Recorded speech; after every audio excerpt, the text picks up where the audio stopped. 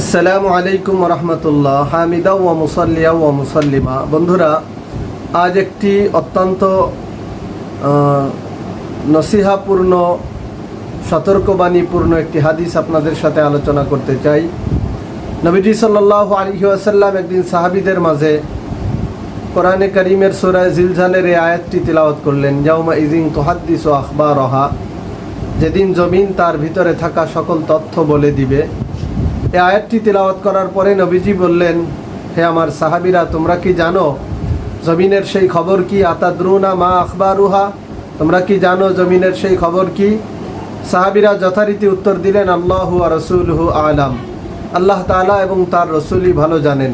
নবীজি বললেন, ফা ইন্না আখবারহা আন তাশহাদা আলা কুল্লি আবদিন ওয়া আমাতিন বিমা আমিলা আলা যহরিহা। নবীজি বললেন, জমিনের সেই খবর হলো, জমিন সেদিন সাক্ষ্য দিবে প্রত্যেক নর ও নারীর ব্যাপারে যা সে জমিনের ভূপৃষ্ঠের উপর করেছে সে বিষয়ে। আন্তাকুলা আমিলা কাজা বা কাজা ফি ইয়াউমি কাজা বা কাজা, জমিন বলবে যে অমুক ব্যক্তি অমুক অমুক কাজ করেছে অমুক অমুক দিনে।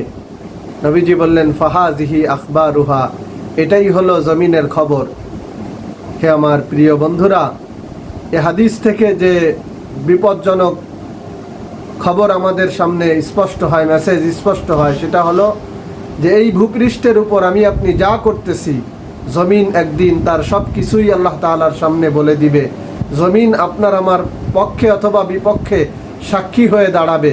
অতএব পাপ কাজ করার আগে, জমিনের উপর পাপ কাজ করার আগে জমিনকে ভয় করুন, জমিনকে সমীহ করুন, আল্লাহর সামনে জমিনের সাক্ষ্যকে ভয় করুন, আল্লাহ তাআলার সামনের হাজিরাকে ভয় করুন।